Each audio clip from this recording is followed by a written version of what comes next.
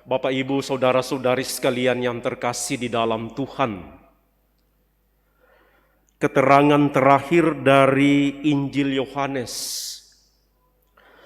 Semuanya itu dikatakan Yesus di Kapernaum ketika ia mengajar di rumah ibadat.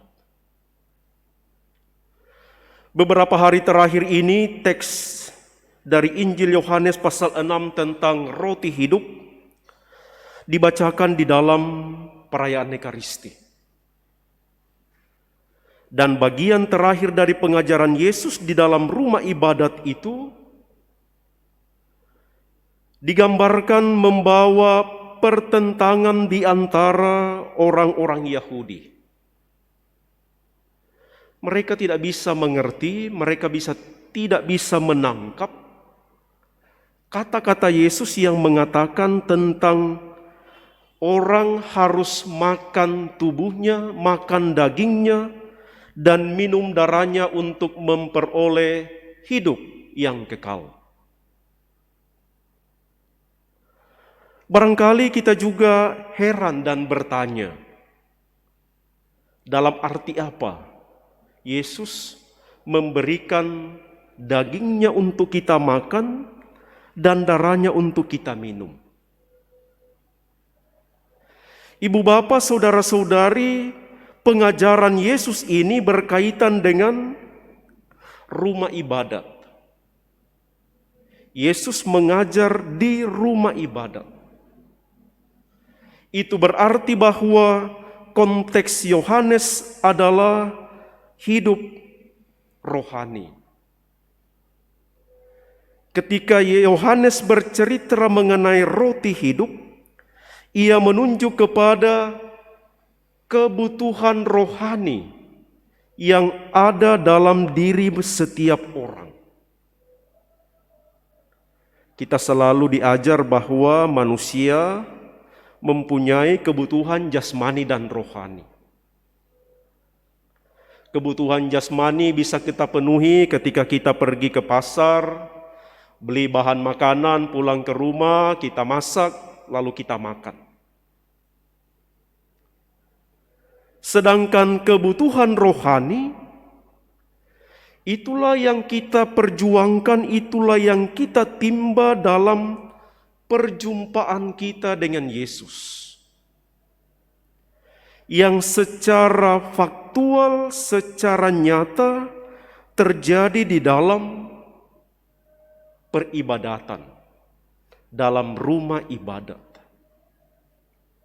Kita datang menimba kekuatan untuk hidup rohani dalam perjumpaan kita dengan Yesus di dalam peribadatan.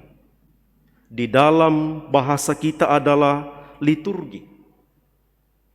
Dan kepada kita Yesus menunjukkan sumber untuk memenuhi kebutuhan rohani adalah ada dalam diriku.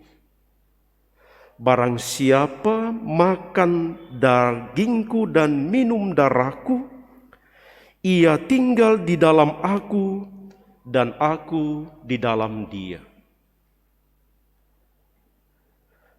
Saya sangka itulah kerinduan kita sebagai murid-murid Yesus.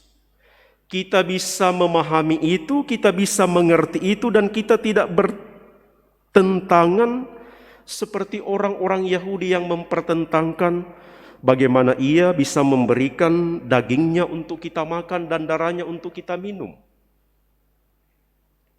Karena kita mempunyai iman kepada Dia sebagai sumber kehidupan.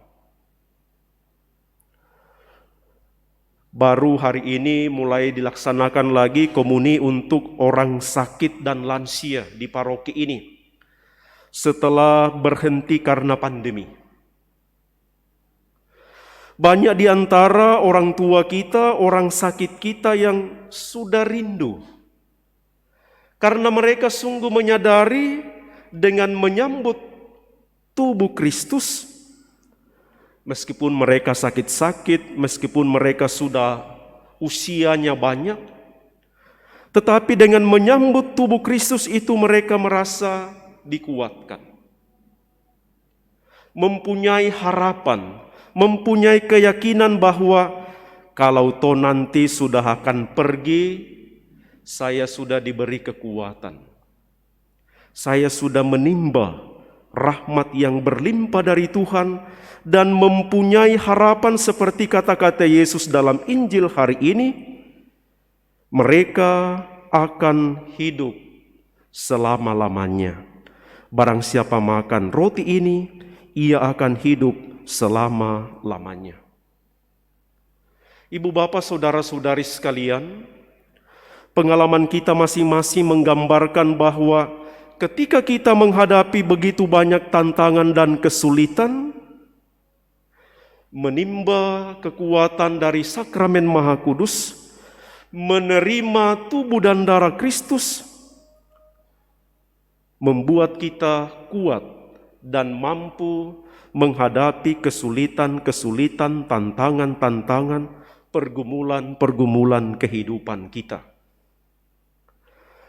Rasul Paulus dalam bacaan pertama, ketika ia mengalami pertobatan, ia mendapatkan kekuatan yang maha besar dari mahkamah agama untuk menangkap dan membunuh semua pengikut Kristus. Ia merasa bahwa secara manusiawi ia mendapatkan kekuatan. Tetapi ketika ia berjumpa dengan Kristus dalam perjalanan menuju ke Damsyik itu, kekuatan manusiawi itu yang ia bangga-banggakan, ternyata mampu dikalahkan oleh kasih karunia dari Kristus sendiri.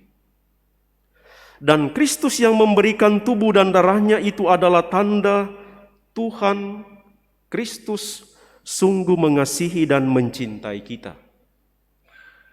Kasih dan cinta kasih Kristus inilah yang akan mengubah apa yang jahat karena kekuatan manusiawi, diubah menjadi sesuatu yang membawa kebaikan dan rahmat yang berlimpah di dalam kehidupan kita. Maka menyambut tubuh dan darah Kristus juga menjadi tanda bagi kita bagaimana Allah mengasihi dan mencintai kita. Bagaimana Allah sungguh memberikan hidupnya, memberikan kehidupan untuk kita semua putra-putrinya. Dan karena itu, seperti pengalaman Rasul Paulus yang mengalami pertobatan itu, cinta kasih Kristus yang nyata dalam tubuh dan darahnya itu akan membawa pembaharuan dalam hidup kita. Kita akan menjadi orang-orang yang terberkati, kita akan menjadi orang-orang yang rela dan mampu untuk ambil bagian di dalam pewartaan kabar gembira. Kita akan menjadi orang-orang yang baru, yang diubah dari semangat membanggakan kekuatan manusiawi menuju kepada orang-orang yang berpasrah kepada karya dan penyelenggaraan Tuhan. Mari kita mohon dalam perayaan Ekaristi ini, semoga tubuh dan darah Kristus yang kita sambut setiap hari memberikan kekuatan kepada kita dan memampukan kita untuk setia dan taat sebagai murid-muridnya.